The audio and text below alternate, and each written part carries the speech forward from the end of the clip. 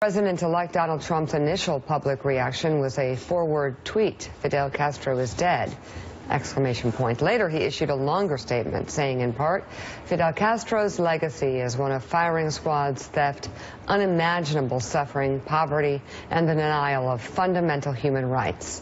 While Cuba remains a totalitarian island, it is my hope that today marks a move away from the horrors endured for too long and toward a future in which the wonderful Cuban people finally live in the freedom they so richly deserve.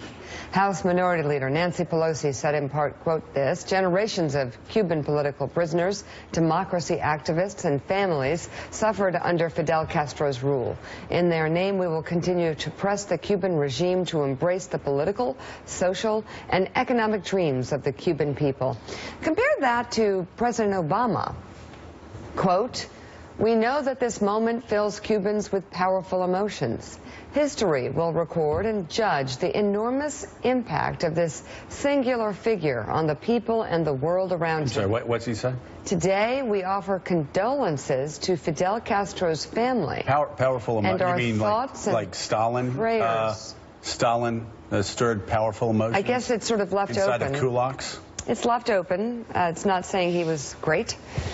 No, it's actually not saying anything. You have a guy that tortured people and would not allow them to be why you can't say it marks the end, hopefully, of an era, but it doesn't, and that's something we need to talk about. What is going to change? Well, yeah, since his brothers? But why is the president Pontius Pilate here and washing his hands of anything? It gets worse if you go north to Canada. Does. Let's do that really quickly. Canadian for Prime the Minister Justin Trudeau's office. He is a boxer. Oh my God! Took him down. Oh my God! This is the most unspeakable. He issued a statement saying this. Say this to the families who were tortured by Fidel Castro for 50 years. So imagine you're one of them, and you hear this.